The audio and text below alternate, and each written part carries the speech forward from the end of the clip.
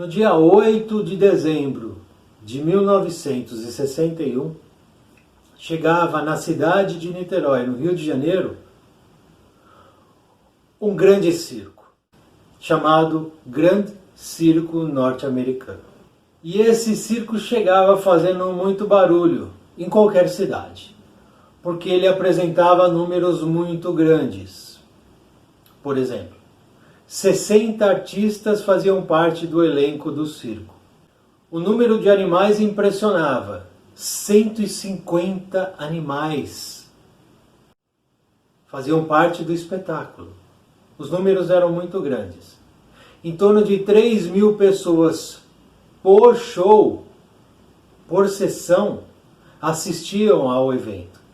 Então os números sempre foram muito grandes e chegavam fazendo muito barulho. Números grandes, estrutura grande, necessita-se o quê? Muitos trabalhadores para montar essa estrutura. Então, quando o circo chegava em qualquer cidade, anunciava que precisava de trabalhadores temporários, por 1 ou 2, 3 dias no máximo, para ajudar na montagem da lona, da estrutura toda. E assim foi feito. O circo chega à cidade e convoca quem desejava trabalhar, de maneira temporária. Em torno de 50 funcionários temporários, trabalhadores temporários, foram contratados e começaram o trabalho de montar a estrutura. Entre um desses 50 havia um trabalhador de nome Adilson Marcelino Alves. O apelido dele, Dequinha. E esse trabalhador contratado, em 2 dias ele foi demitido. Porque ele começou a causar uma série de problemas, discussões e situações difíceis no processo de montagem da estrutura. O proprietário do circo o demitiu. Dequinha já tinha na sua ficha criminal passagem por furto e ele apresentava problemas mentais. Ao ser demitido, ele ficou com aquilo engasgado e começou a desejar vingança. Vingança contra aqueles que o mandaram embora, que o demitiram. Os trabalhos continuaram. Uma semana depois, no dia 15 de dezembro de 1961, o circo foi inaugurado. Primeira sessão. 3.000 pessoas, sucesso.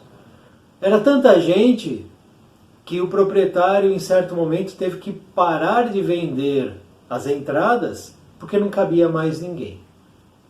Então, sucesso de bilheteria. Dequinha, que havia sido demitido uma semana anterior, praticamente, começou a rondar o circo e tentou entrar na sessão, foi barrado e foi expulso. Isso gerou nele mais raiva. No dia seguinte, no dia 16, novamente ele ficou rondando o circo e arrumou uma confusão com alguns funcionários e com um trabalhador específico do circo, chegando às vias de fato. E ele sai jurando vingança, dizendo que iria se vingar.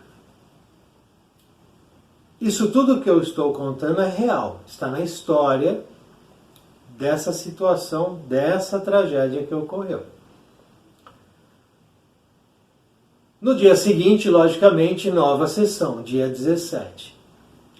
E Dequinha se juntou com mais 2 homens de nomes, José dos Santos, apelido Pardal, e Walter Rosa dos Santos, apelido Bigode. Então esses 3 se juntaram e montaram um plano para que Dequinha pudesse se vingar do circo e também da demissão, da briga, etc. Porque ele queria entrar, queria participar e não deixavam. Qual que era o plano? Colocar fogo no circo. Essa era a vingança de Dequinha contra o proprietário, contra os funcionários, contra o circo. Atear fogo no circo.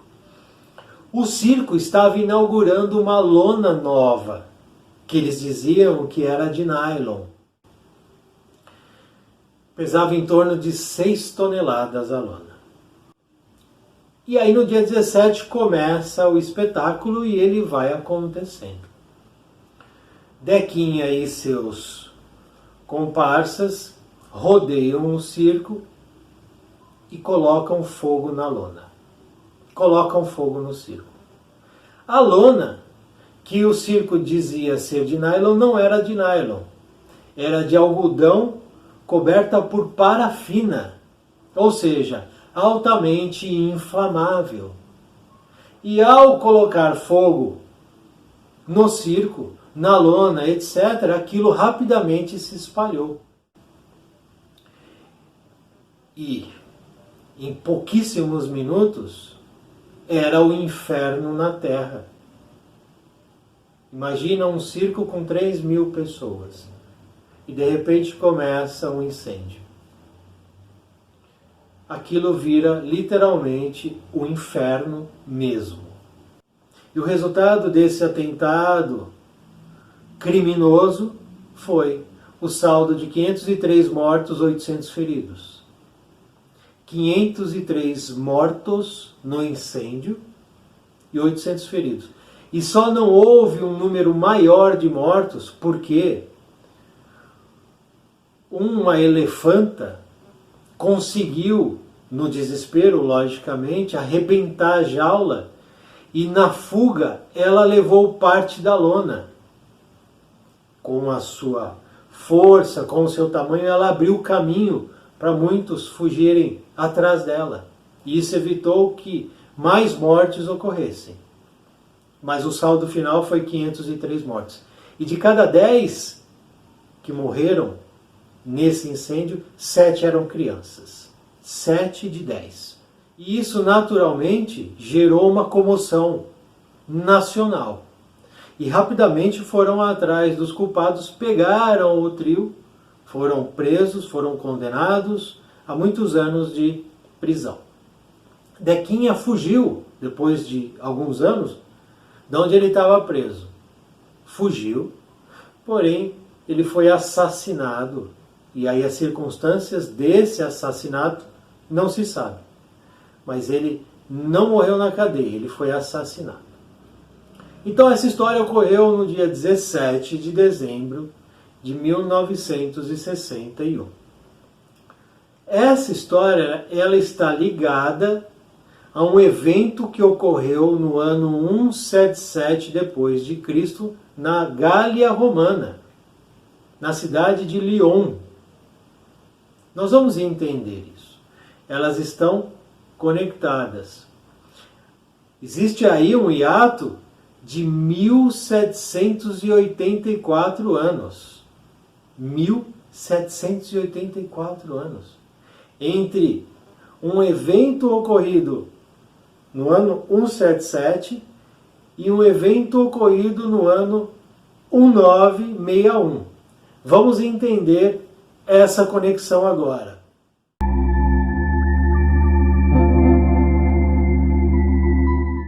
Depois da crucificação de Jesus, instalou-se uma perseguição contra os cristãos, contra aqueles que seguiam as diretrizes, os ensinamentos de Jesus. E essa perseguição foi se avolumando. E Roma também perseguiu muitos os cristãos. Todos nós já sabemos disso.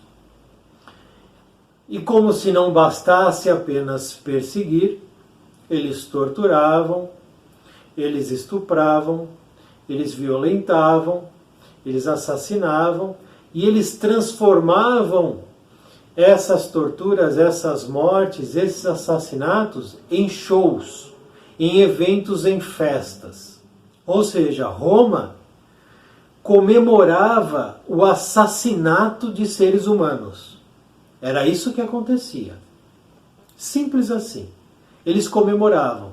Então eles criavam arenas, circos, coliseus, para que lá dentro ocorressem eventos, e eles diziam esportivos, mas de esportivos não tinha nada. Por exemplo, corrida de bigas, gladiadores lutando uns contra os outros. Fazendo um parênteses aqui. Gladiadores lutando e se massacrando entre eles. Será que isso tem alguma a ver com esses eventos de MMA? Onde dois homens ou duas mulheres, que seja, sobem num ringue e ficam se esmurrando sem nenhum sentido? Porque é isso que eles fazem. Um fica dando soco na cara do outro, até que o outro desmaie, não tenha mais consciência, ou até entre em óbito. Fazendo só uma reflexão aqui, abrindo aspas. Gladiadores lá de trás, e esses que se julgam gladiadores de 2021. É uma reflexão. Fechando esse aspas, então haviam esses eventos, gladiadores, exibições de danças, de músicas. Os romanos invadiam os países e lá eles usurpavam da cultura, traziam isso para os seus espetáculos, porque era algo exótico. Então buscavam nas aldeias africanas as danças exóticas, as roupas, e sequestravam para o entretenimento romano, do povo e da elite. Não é só a elite que está ali suja com isso. O povo também. Porque o povo adorava. O velho lema, pão e circo. E ocorriam então nessas arenas, nesses circos, nessas festividades, os assassinatos em massa. Massa. Eram colocadas crianças, mulheres, velhos, homens. Soltavam-se feras africanas, leões, tigres, que vinham da Índia, que vinham do Oriente. Todo tipo de animal o mais feroz possível. E eles deixavam esses animais sem alimento durante um período, alguns dias, talvez semanas, eu não sei. E soltavam eles junto dos seres humanos naquelas arenas, naqueles circos. Logicamente que o animal ele é instinto, ele ataca porque ele deseja se alimentar. Esses animais já eram instigados a serem violentos pelos que tratavam deles. Machucavam os animais. Eles judiavam dos animais. Eles ficavam, logicamente, mais ferozes. E aí soltava-se e o ser humano, naquele momento, ele era destroçado. Literalmente destroçado. E o povo, a população, os espectadores iam à loucura. Iam à loucura. Temos hoje, nessas arenas de touradas, algo parecido, onde você tem um público, você tem lá um animal irracional, e você tem um homem torturando o animal. Temos isso? Mais uma reflexão para que a gente possa fazer aqui. 2021, nós ainda torturamos e matamos animais? Porque nós desejamos simplesmente ver a morte daquele irmão menor que é o animal? Essa é a nossa civilização? Ontem eu li um parque nos Estados Unidos está com uma superpopulação de bisão, búfalo. E abriu-se inscrições para que caçadores possam ser credenciados a abater um número X de animais para evitar a superpopulação. Será que se inscreveram muitas pessoas ou não? 45 mil pessoas. 45 mil pessoas se inscreveram para assassinar um animal. Primeiro mundo, não é isso? Estados Unidos? País avançado, alta tecnologia.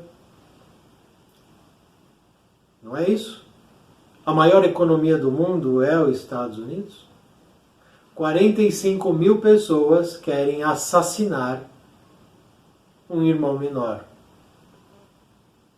Existe justificativa para isso? O país de mais tecnologia no mundo, ao lado talvez de Japão, Rússia, China, Alemanha, talvez. Não existe outra maneira de se evitar, de se controlar essa superpopulação? Existe, claro que existe. Existem outros meios de contornar essa situação? Claro que existe. Mas eu ir até lá e dar um tiro na cabeça de um animal é mais fácil, não é isso? Reflexões. Reflexões. Esse é o mundo que a gente vive. Então, lá na Gália ocorreu algo que nós vamos linkar com 1961. O espetáculo. Porque os romanos, eles precisavam sempre inovar nos espetáculos. E, quando uma autoridade, digamos, do Império, de Roma, ele saía de Roma, que era o quartel-general, o ponto imperial, ele saía de lá, e ele ia até qualquer outra cidade menor, ele era homenageado por aqueles que coordenavam a cidade. Para a gente usar um termo bem simplório, bajular. Era isso. Então, quando saía esse, que detinha um cargo alto, ele ia ser homenageado onde ele chegava. Nossa, existem milhares de histórias sobre isso. Milhares. Então ele sai da cidade grande, vai na cidade pequena e chega como herói. E isso aconteceu na cidade de Leão. Havia um grande general do Império que estava se aposentando e ele iria morar ali na cidade de Lyon. Aqueles da alta sociedade de Lyon queriam homenagear esse futuro morador com uma festa. E que festa foi essa? Vamos saber agora. Naquela noite da época recuada de 177, o concílio de Leão regurgitava de povo. Não se tratava de nenhuma das assembleias tradicionais da Gália, junto ao altar do imperador, e sim de compacto ajuntamento, ou seja, havia um grupo reunido, elite. Marco Aurélio reinava piedoso e, embora não houvesse lavrado qualquer rescrito em prejuízo maior dos cristãos, permitira que aplicassem na cidade com o máximo rigor todas as leis existentes contra eles. Existiam leis contra os cristãos. A matança, por isso, perdurava terrível. Matança. Ninguém examinava necessidades ou condições. Mulheres, crianças, velhos e doentes, tanto quanto homens válidos e personalidades prestigiosas, que se declarassem fiéis ao Nazareno, eram detidos, torturados, eliminados sumariamente. Através do espesso casario, a montante da confluência do Rodano e do Saone, multiplicavam-se prisões, e no sopé da encosta, mais tarde conhecida como Colina de Forvieri, improvisara-se grande circo, levantando-se altas paliçadas em torno de enorme arena. As pessoas representativas do mundo lionês eram sacrificadas no lar ou barbaramente espancadas no campo, enviando-se os desfavorecidos da fortuna, inclusive grande massa de escravos, ao regozijo público. Elas avançavam de maneira célere. As feras pareciam agora entorpecidas após massacrarem milhares de vítimas nas mandíbulas sangue sedentas. Em razão disso, inventavam-se tormentos novos. Verdugos inconscientes ideavam estranhos suplícios. Eles ficavam pensando em maneiras novas de oferecer ao público, às autoridades que vinham visitar, novas maneiras de assassinatos. Senhoras cultas e meninas ingênuas eram desrespeitadas antes que lhes decepassem a cabeça. Anciãos indefesos viam-se chicoteados até a morte. Meninos apartados do reduto familiar eram vendidos a mercadores em trânsito para servirem de almárias domésticas em províncias distantes. E nobres senhores tombavam assassinados nas próprias vinhas. A lei era de Roma, e Roma fazia o que bem entendesse. E aí, cada um era julgado não por uma lei correta e justa, mas por aquele que se colocava no papel de julgador. Mais de 20.000 pessoas haviam sido mortas. 20.000 pessoas na cidade de Lyon haviam sido mortas. 20.000. Naquela noite que acima nos referimos, anunciou-se para o dia seguinte a chegada de Lúcio Galo, famoso cabo de guerra, ou seja, um general, que desfrutava atenções especiais do imperador, por se haver distinguido contra a usurpação do general Avídio Cássio, e que se inclinava agora a merecido repouso, aposentadoria. Imaginaram-se para logo comemorações a caráter. Precisavam homenagear Lúcio Galo. Por esse motivo, enquanto lá fora se acotovelavam gladiadores e jograis, o patrício Alcínio Plancus, que se dizia descendente do fundador da cidade, presidia a reunião a pedido do propretor, programando os festejos. Dizia ele: além das saudações diante dos carros que chegarão de Viena, é preciso que o circo nos dê alguma cena de exceção, algo novo, ele quer dizer.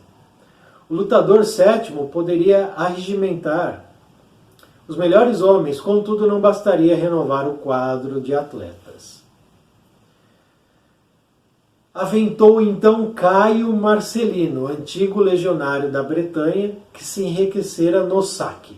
Ele disse: a equipe de dançarinas nunca esteve melhor. Concordou Álcio: sim, sim. Instruiremos Mussônia para que os bailados permaneçam à altura. Eles estão conversando ali. O que a gente vai fazer para homenagear Lúcio Galo? Lembrou então Pércio Níger, um outro participante. Providenciaremos o encontro de Arouques. Clamou então a turba em aprovação. Arouques, Arouques, Arouques. Excelente lembrança, falou Plancus em voz mais alta. Mas, em consideração ao visitante, é imperioso acrescentar alguma novidade que Roma não conheça. Então, um grito horrível nasceu da Assembleia. Cristão às feras! Cristão às feras! Asserenado o vozerio, tornou o chefe do conselho. Isso não constitui novidade. E há circunstâncias desfavoráveis. Os leões recém-chegados da África estão preguiçosos. Sorriu com malícia e chasqueou. Claro que surpreenderam nos últimos dias, tentações e viandas que o próprio Lúcumo jamais encontrou no conforto da sua casa. Depois de gargalhadas gerais, Alcio continuou irônico. Ouvi, porém, alguns companheiros ainda hoje e apresentaremos um plano que espero resulte certo. Agora vem o que a gente precisa se atentar de maneira mais focada. Poderíamos reunir nesta noite aproximadamente 1000 crianças e mulheres cristãs, guardando-as nos cárceres, e amanhã, coroando as homenagens, ajuntá-las-emos na arena, molhada de resinas e devidamente cercada de farpas embebecidas em óleo, deixando apenas passagem estreita para a liberação das mais fortes. Depois, demonstradas festivamente em público, incendiaremos toda a arena, deitando sobre elas os velhos cavalos que já não sirvam aos nossos jogos. Realmente, as chamas e as patas dos animais formarão muitos lances inéditos. Rugiu a multidão de ponta a ponta do átrio. Muito bem, muito bem. Gritou então Plancos. Urge o tempo. Precisamos do concurso de todos. Aí ele se levanta e vai para todos. Não possuímos guardas suficientes, e erguendo ainda mais a voz. E o tom disse: levante a mão direita, quem deseja e quem esteja disposto a cooperar.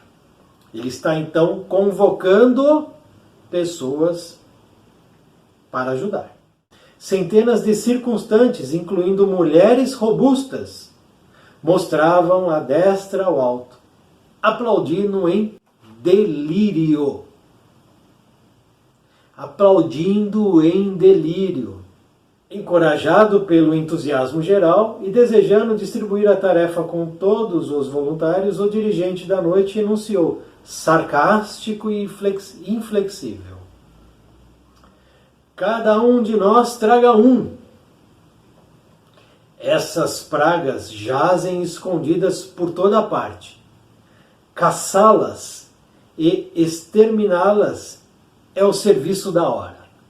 Durante a noite inteira, então, mais de 1000 pessoas ávidas de crueldade vasculharam residências humildes e no dia subsequente ao sol vivo da tarde, largas filas de mulheres e criancinhas, em gritos e lágrimas, no fim de soberbo espetáculo, encontraram a morte, queimadas nas chamas alteadas ao sopro do vento, ou despedaçadas pelos cavalos em correria. Quase 18 séculos passaram sobre o tenebroso acontecimento. 18 séculos entre um evento e outro. Entretanto, a justiça de Deus, através da reencarnação, reaproximou todos os responsáveis que, em diversas posições de idade física, se reuniram de novo para dolorosa expiação a 17 de dezembro de 1961, na cidade brasileira de Niterói, em comovedora tragédia num circo. Dessa maneira, então, a gente consegue entender o fato ocorrido no ano de 1961 em Niterói. Um resgate coletivo. Foi o que ocorreu. O resgate daqueles que participaram dessa tragédia que acabamos de conhecer em Lyon, na Gália Romana, no ano 177 depois de Cristo. Aqueles que participaram deste evento resgataram o débito adquirido lá atrás no incêndio do Gran Circo norte-americano. Porque todo débito adquirido será quitado. Seja com quem for, aonde for. O tempo para a espiritualidade superior, para Deus, não existe. O tempo existe só para nós regularmos a nossa vida no campo físico, na matéria. Não importa o tempo, os nossos débitos serão resgatados, individualmente ou de forma coletiva. E os resgates coletivos irão acontecer, continuarão a acontecer, porque a nossa ficha de débitos ainda é vasta, infelizmente. Infelizmente, nós ainda teremos que quitar muitos débitos, queiramos ou não. É lei, e lei se cumpre. Nós não conseguimos fugir da lei de Deus. No ano 177, um grupo resolve assassinar pessoas, porque eles podiam, porque pela lei romana eles tinham esse direito, e o fizeram. Através de um incêndio criminoso, através da morte coletiva, do assassinato coletivo de muitas mulheres e crianças, principalmente, naquele evento em particular. Passaram-se séculos, séculos em cima de séculos, e esses estão novamente reunidos na cidade de Niterói, no Rio de Janeiro. E ocorre então aquele incêndio. É o resgate daqueles que participaram dessa triste história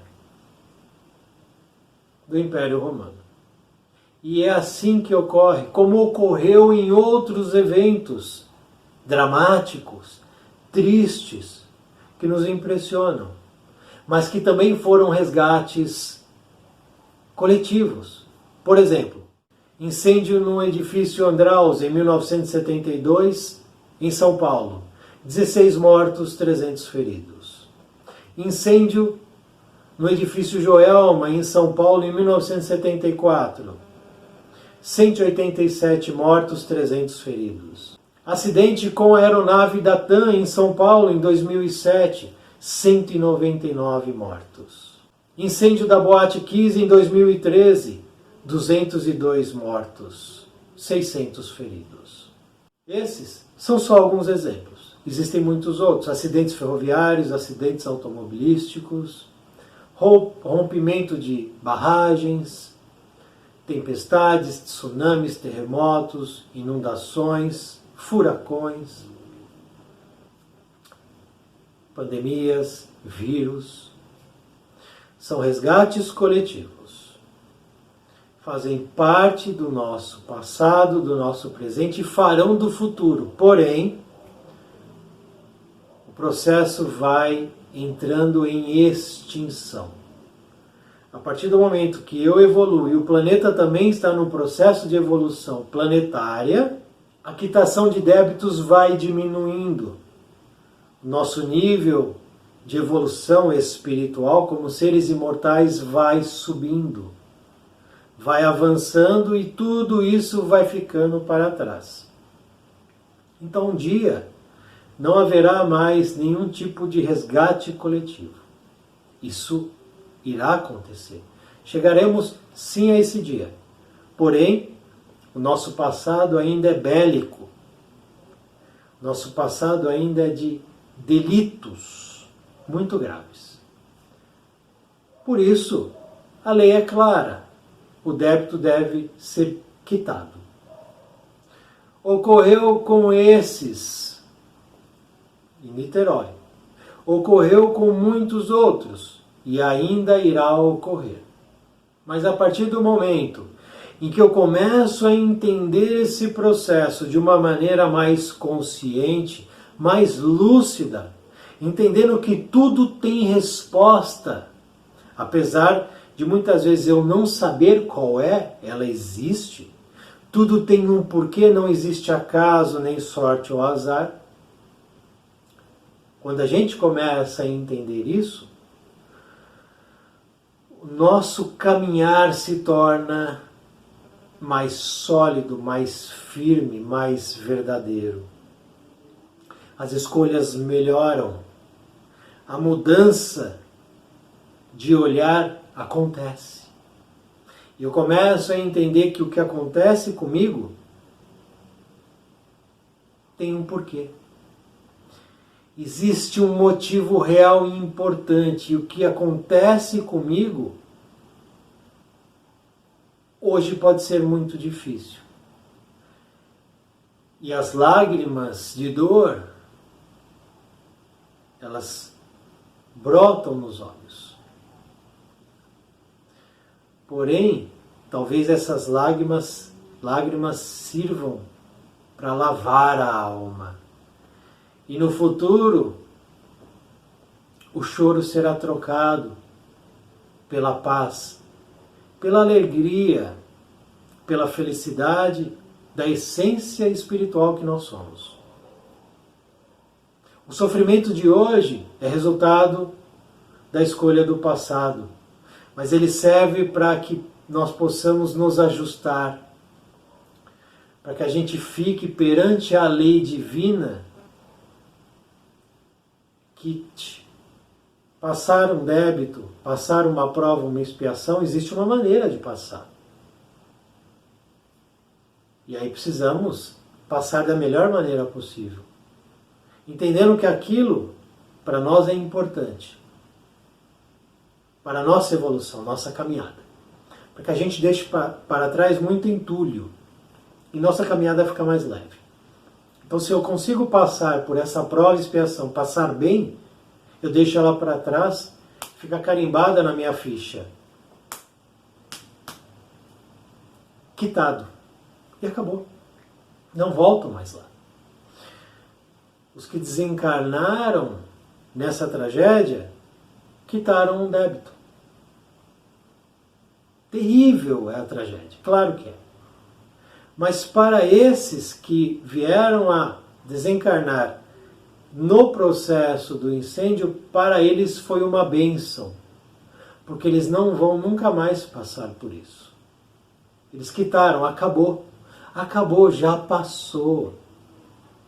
E eles poderão caminhar mais leves e sem o peso daquilo que eles fizeram no ano 177. Depois de Cristo. Eu preciso saber que o que acontece comigo é importante. É importante. Para que eu possa olhar para dentro de mim e mexer em coisas que eu preciso mexer. Mudar coisas que eu preciso mudar. Olhar coisas que eu preciso enfrentar. Para que o meu amanhã seja de sol e não de sombra, seja de alegria e não de tristeza, seja de luz e não de trevas. E aí os dias que virão serão dias de paz, dias de alegria, dias de felicidade, porém dias de trabalho edificante. Muito obrigado. Muita paz, muita luz e salve sempre o nosso Mestre Jesus.